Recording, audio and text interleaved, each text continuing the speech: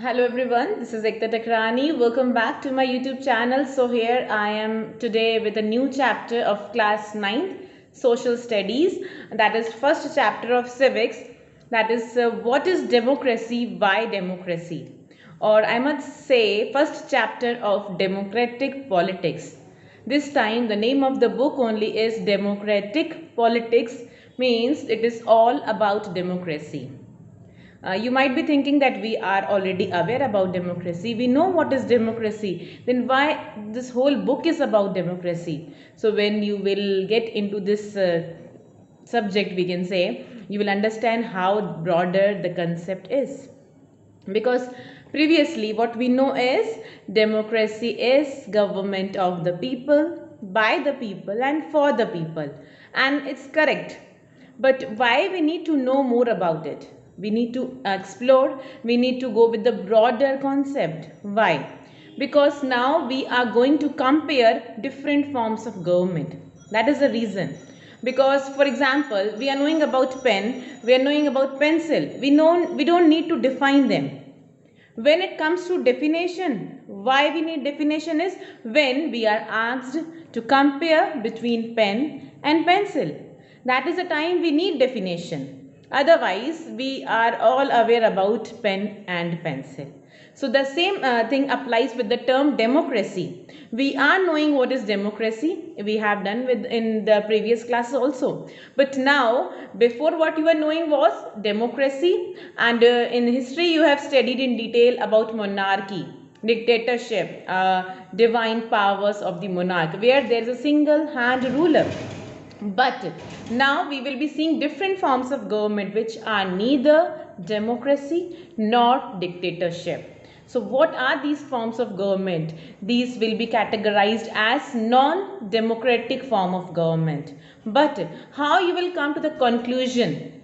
You will be getting an example of a country and you will be asked that whether it is democratic or not. How you will judge? You have to understand the broader concept of democracy to come to the conclusion to tell whether it is democracy or not. Otherwise, what we know very clearly, where there are no rights, where there is no equality, where there is no say in the opinion, it will be dictatorship.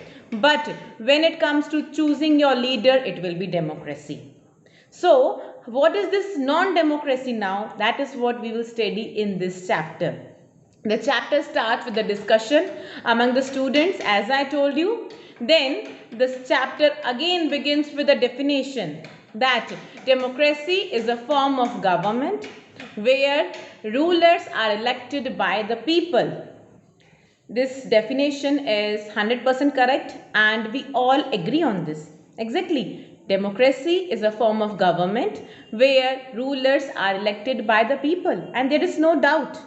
Till now, this is what we are knowing. This is what we have studied so far, that democracy is where we are choosing our leader. Then I will come with an example and there will be a question mark on this definition. So imagine if there is a classroom and I am the teacher and I believe in democracy. I talk about equality, freedom, being a social science teacher. I do like this.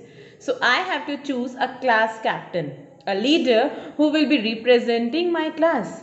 So what I did, as I am a democratic person, I believe in equality. So I just called 10 girls in front and I told everybody in the classroom to vote for the leader you want. So everybody is having right to vote. All the boys and girls, everybody will vote. There will be no, we can say, there will be no discrimination in voting, as we have seen in French society. So everybody is having right to vote and they will vote whom they want. And like this, I have chosen a leader for my class, and we can say it is democracy and you are having right to choose. There was election, there was no dictatorship. That is clear that it is not dictatorship. I can choose whom I want, but I didn't. What I did was, I permitted, I have given you the chance, I have given you the right to choose your leader. It only seems to be democratic. It was not democratic at all. Just think over it twice. There were elections, you have chosen the leader, but the people who were standing in front were already nominated, and Who were nominated? I told you only girls were nominated. So what I did was, I am depriving half of the class, depriving them to contest an election. That is not democratic at all. So this was a discrimination. This was depriving the people of their rights. There was no freedom of coming forward for the elections. So it seems to be democratic, but it was not democratic. So we can say it was not monarchy at all, okay, but it was not democracy also. This is what the question mark on the definition. When you say democracy is a form of government where rulers are elected by the people. So just conducting elections will make you democratic? No, there is a big no for this. Just conducting elections will not make you democratic. Okay, so elections were there. There was a right to choose. You have chosen also, but still it was not democratic. So that we can say this definition is not adequate. And you should have the answer why the definition is not adequate. Like this, many such questions will come. And in this way, we will be seeing the broader concept of democracy. So with this statement, what we have learnt is, we have to go in detail with the full definition.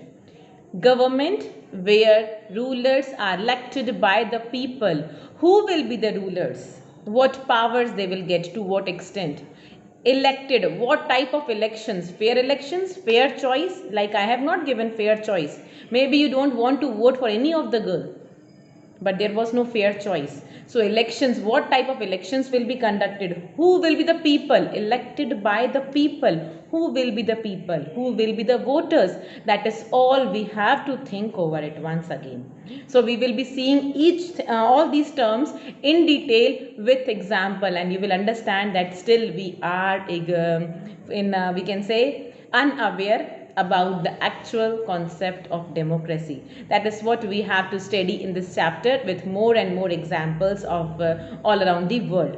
So stay tuned to know more about it. Goodbye.